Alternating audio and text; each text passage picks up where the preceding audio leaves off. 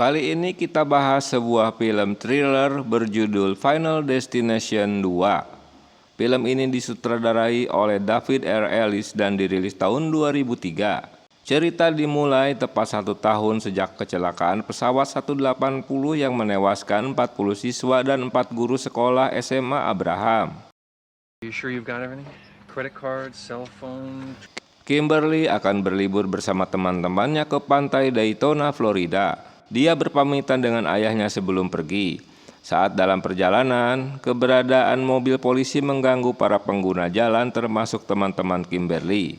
Dengan suka-suka temannya membuang rokoknya ke mobil sebelah. Saat tiba di rute 23, mobil Kim dan 6 kendaraan lainnya masuk bersamaan ke arah jalan tol. Belum ada 5 menit mengendara di jalur cepat, sebuah truk logging yang membawa batang kayu besar tiba-tiba ambrol menumpahkan semua isinya ke jalanan.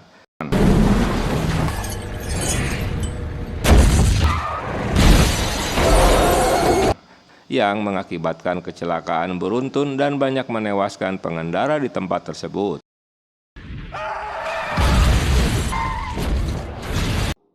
Kimberly yang seorang indigo melihat akan terjadi sesuatu kecelakaan beruntun di jalan tol. Saat Kim terbangun dan mendapati keadaan di sekitarnya sama persis sebelum terjadi kecelakaan, ia dan 6 kendaraan lainnya masih menunggu lampu merah di pintu masuk rute 23. Kim yang ingin menghentikan kecelakaan tersebut agar tak terjadi langsung memblokade masuk tol dengan mobilnya. Dia menghalangi kendaraan lainnya. Salah satu kendaraan yang Kim halangi merupakan milik seorang polisi bernama Thomas Burke yang segera bertindak. I saw it just happened. Kim lantas memberitahukan kejadiannya. Ia mengatakan bahwa mereka semua akan meninggal dalam kecelakaan besar yang akan terjadi. Tapi tentu saja polisi itu tak percaya sama tahayul. Sementara pengendara lainnya jadi jengkel dan kesal karena merasa terganggu oleh ulah Kimberly. Kim histeris meminta sebuah truk logging kayu yang melewati mereka agar segera diberhentikan. Tak lama setelah truk itu lewat di hadapan Thomas dan Kim, kecelakaan besar pun benar-benar terjadi. Tentu membuat Kim jadi merasa bersalah.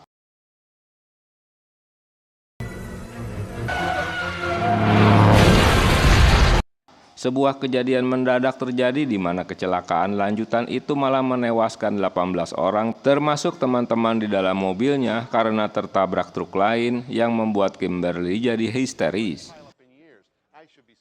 Listen, I know you've gone over all this. Kim diinterogasi dengan apa yang telah diceritakannya pada polisi. Walau semuanya tak masuk akal, tapi dia benar-benar melihat peristiwa itu sebelum kejadian. Setelah pacarnya datang untuk menjemput Kim, mereka pun meninggalkan kantor polisi. Di rumah Kim menanyakan tentang ibunya pada ayahnya. Apakah ibunya juga memiliki kemampuan indigo seperti dirinya?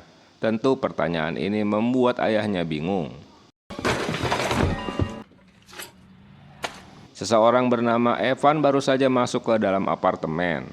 Saat memasak sesuatu, kejadian aneh pun terjadi pada dirinya. Dia tak begitu menyadarinya.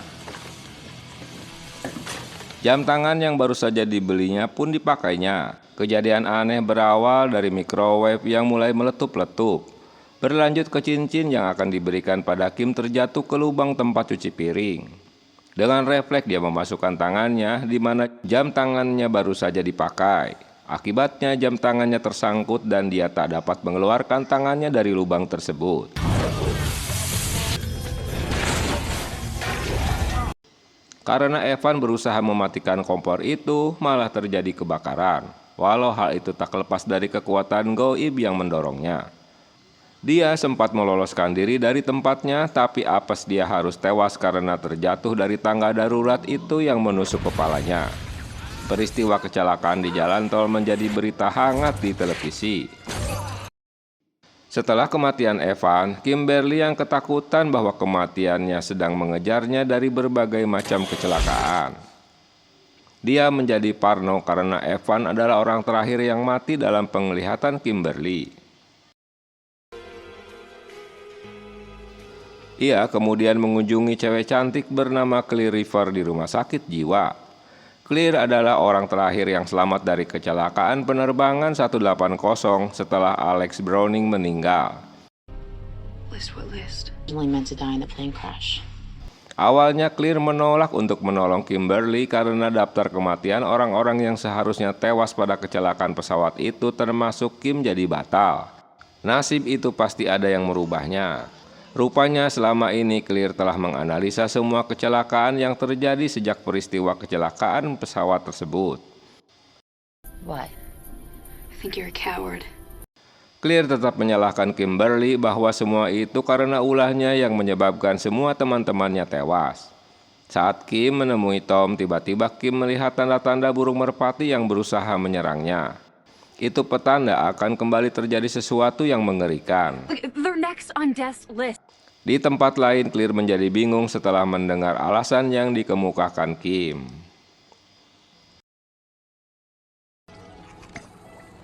Tim pergi ke dokter gigi. Di sana kejadian aneh kembali muncul di mana filter akuarium mendadak bocor dan airnya mengenai stop kontak listrik. Ulah burung merpati yang memecahkan kaca jendelanya.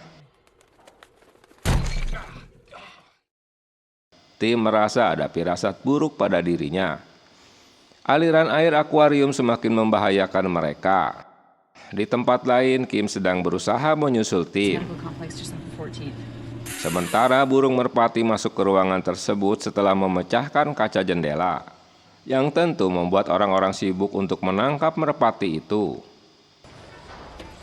Selesai dari dokter gigi, tim keluar dari gedung tersebut dan Kim berteriak memanggilnya.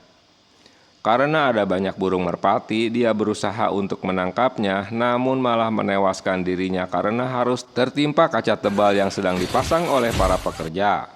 Kematiannya melengkapi daftar orang-orang yang pernah selamat dari kecelakaan pesawat tempo hari. Menurut Kim, itu semua kecelakaan aneh yang terus mengejar dirinya. We're all gonna die, aren't we? I don't think you have it in you to quit either. Clear berubah pikiran dan menemui Kim saat mengetahui tubuh Tim tertimpa oleh sebuah kaca tebal. Dia mengajak Kim untuk bertemu pengurus pemakaman yang aneh bernama William. William menerangkan pada semuanya bahwa mereka bisa selamat dari kematian dengan hadirnya kehidupan baru di antara mereka. Dan pemahaman yang mereka mengerti adalah maksud dari William tentang kelahiran, yang berarti bayi yang dikandung Isabella bisa menyelamatkan mereka. Kejadian aneh selanjutnya saat Kim dan kawan-kawan berada di pom bensin.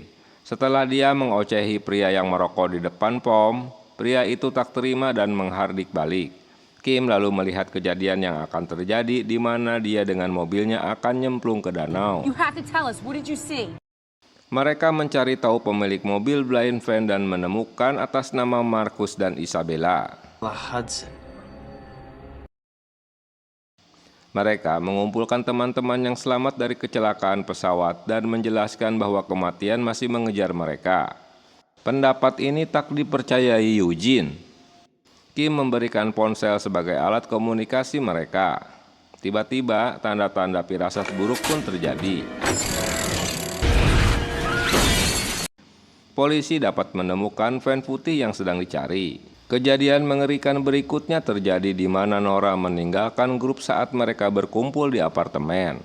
Namun saat beranjak di lift, kepalanya terjepit sesuatu dan terjebak di pintu lift yang menyebabkan kepalanya terlepas. Eugene yang awalnya menganggap semua hanyalah omong kosong, dia baru menyadari setelah menyaksikan Nora tewas di depan dirinya dan ngamuk-ngamuk menyalahkan teman-temannya. Eugene tak terima dengan kematian yang mengejarnya. Dia berusaha menghabisi hidupnya sendiri dengan menembakkan pistol ke kepalanya. Tapi yang terjadi malah seolah-olah pistolnya tak berpeluru padahal pelurunya penuh. Menurut Clear, Eugene belum giliran dirinya untuk tewas. Guna menghentikan kematian yang masih mengejar mereka, mereka harus menemukan Isabella yang sedang hamil. Di tempat lain, Isabella yang dipenjara tiba-tiba ingin melahirkan. Seorang polisi membawanya ke rumah sakit. Mereka pergi mencarinya dan mereka saling mengungkapkan bahwa mereka pernah mencurangi kematian sebelumnya dalam periode yang nyaris sama di kejadian berbeda. Lalu kematian ingin mengumpulkan mereka dalam sebuah kecelakaan mobil. Isabella dan Tom membuat mobil yang mereka tumpangi mengalami kecelakaan. polisi melanjutkan perjalanan ke rumah sakit. Eugene terkena tusukan pipa dan mereka membawanya ke rumah sakit. Kecelakaan berikutnya bermula saat tangki bahan bakar mobil yang bocor yang menyebabkan bensin menjalar ke tempat lain. Kat yang memiliki firasat buruk memberikan kunci mobil dan berpesan pada Kim untuk membuang barang-barangnya agar tak mengecewakan ibunya. Tom mendapati kabar bahwa Isabella sedang menuju rumah sakit guna melahirkan. Seorang temannya yang terperangkap di dalam mobil harus tewas tidak sengaja saat airbag pada mobilnya tiba-tiba aktif saat seorang polisi berusaha menyelamatkannya.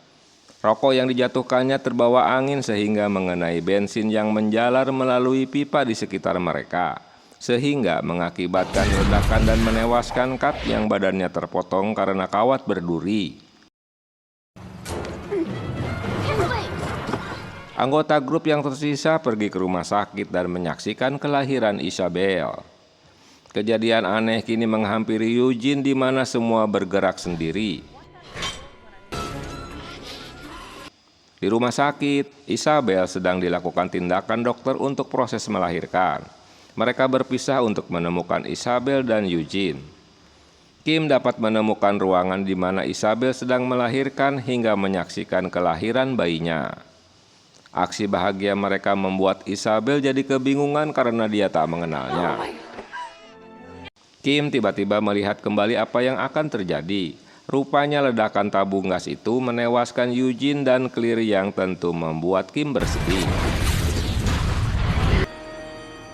Menyadari Kim harus membunuh dirinya sendiri untuk menyelamatkan sisa-sisa temannya, Kimberly mencuri ambulan dan menceburkan dirinya ke danau.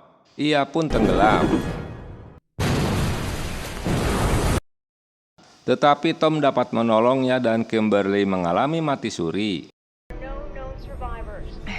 Guna merayakan keselamatannya, Kimberly dan ayahnya mengadakan pesta barbeque. Seorang remaja bernama Brian terbunuh oleh pembakaran barbeque yang meledak.